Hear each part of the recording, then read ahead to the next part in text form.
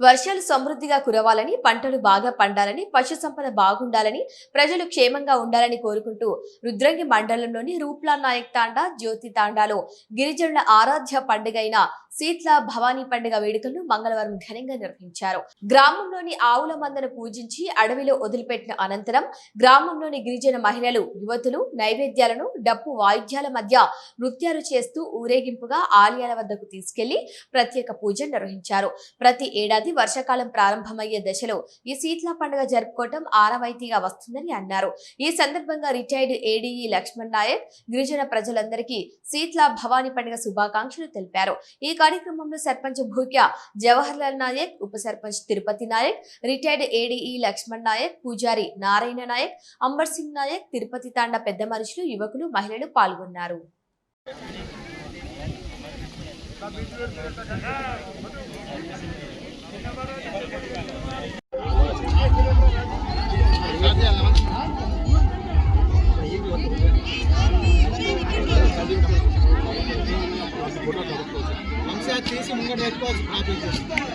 పిల్లలైతే మంచిది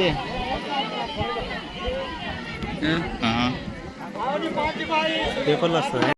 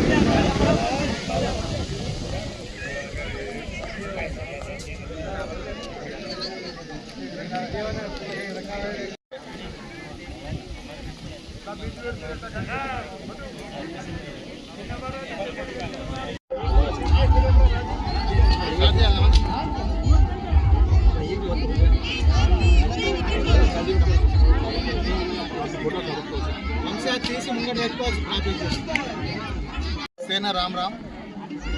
ఈరోజు రాజన్న సిరిసిల్ల జిల్లా మొత్తము బంజారా నాయకులు, బంజారా సోదరులు, బంజారా సమాజానికి చెందిన తండా పెద్ద మనుషులందరూ శీతల పండుగను ఘనంగా నిర్వహించుతున్నారు.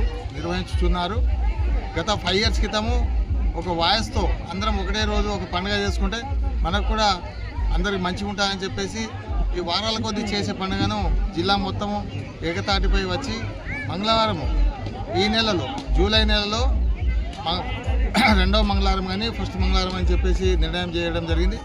దానిలో భాగంగా ఈరోజు రాజన్న సిరిసిల్ల జిల్లా మొత్తము శీతల భవానీ పండుగను చేసుకోవడానికి ముందుకు రావడం జరిగింది.